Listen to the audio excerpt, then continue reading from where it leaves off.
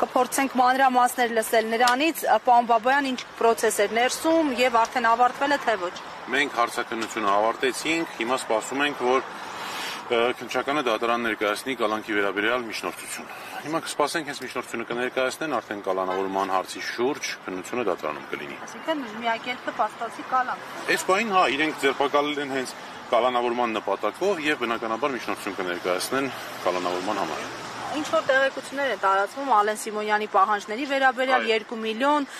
հերքում ներողություն խնդրել եւ այլն, այս առնչությամբ ինչ կասեք։ Դրա մասին տեղյակ չեմ, բայց ձեր նշածը քաղաքացիական իրավական հարաբերությանն է վերաբերում, եթե առանձին նման հայց ներկայացրելա չգիտեմ։ Այնուամենայնիվ, այս վարույթը նախաձեռնվել Ալեն Սիմոնյանի հաղորդման հիման վրա, որը կարծեմ իրենք են արդեն հաստատել, եւ ելի նույն մեղադրանքն է խուլիգանություն հաղորդակցման միջոցների օգտագործման, ինչով որ արդեն արդարացվել էին։ Այսինքն ելի մի հաղորդման ընթացքում կամ մի դեպքում նաև Facebook-յան գրառման, ելի մեղադրում են խուլիգանություն կատարելու մեջ, ինչով որը ինչպես ասեցի նախորդ անգամ արդարացվել էր։ Ընդ որում ամենահետաքրքիրը որ դատախազը ելի նույնն է, այսինքն այն դատախազը, որ դատարանում եկավ, մեղադրանքը պաշտպանեց եւ ըստ էության պարտվեց։ Ավետյանն, հա, հիմա պարոն Ավետյանը նորից մեղադրանք է հարուցել։ Պարոն Բաբայան, հասկանալի է, ձևակերպումների շրջանակը արդեն հայտնի է, կա ինչ ձևակերպումներից է խուլիգանությունն այսպես ենթադրվել իշխանությունների կողմից։ Որոշակի արտահայտություններ կան, որը համարել են խուլիգանական։ Կոնկրետ որ հաղորդման վերջին հարցազրույցի հետ կապված էր կա ինչ-որ ամսի 10-ի, եթե չեմ սխալվում, նոյեմբերի 10-ի հաղորդման մասն է, եթե չեմ սխալվում, Պարոն Բաբայան, իսկ որքանով եք սա փոխկապակցված համարում, օրինակ մեր վերջին հարցազրույցը երբ նախագահի հետ շատ քննարկվեց մեծավ կարծեցի, սա ինչ-որ ազդեցություն ունեցել է, որպեսզի Ես կարծում եմ, որ դա այն հիմնական պատճառն է, որի համար արվեց, որովհետև եկեք հիշենք, թե ինչ կատարվեց քաղաքացիական պայմանագիր կուսակցության ներկայացուցիչների կողմից այս ամբողջ ընթացքում, փաստորեն գիշերվանից սկսած անդադար ինչ-որ գրառումներ, ընդ որում շատ նույն Ալեն Սիմոնյանը շատ վատ արտահայտվեց տղաների նկատմամբ,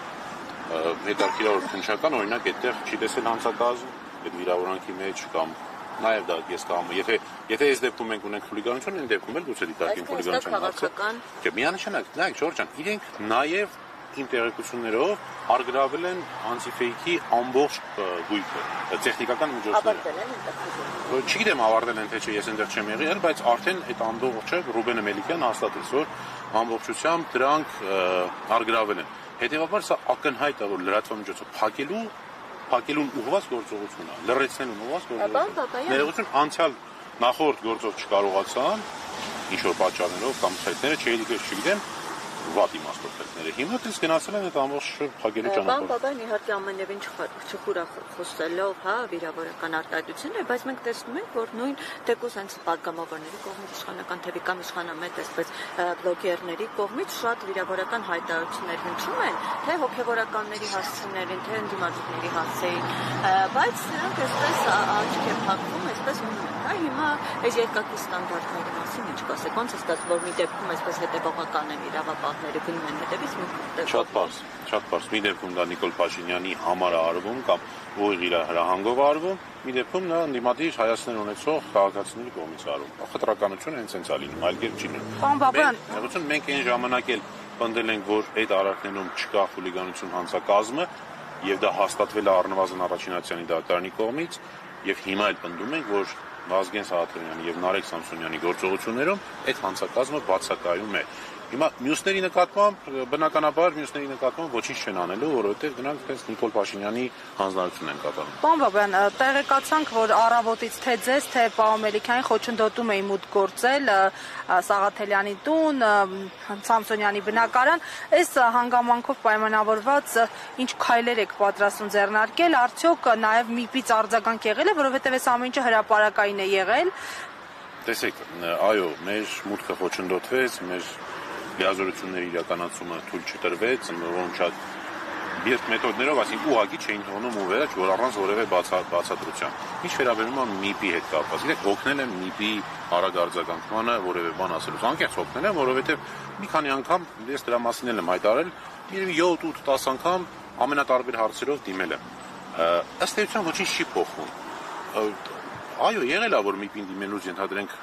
20 րոպե հետո մտել եմ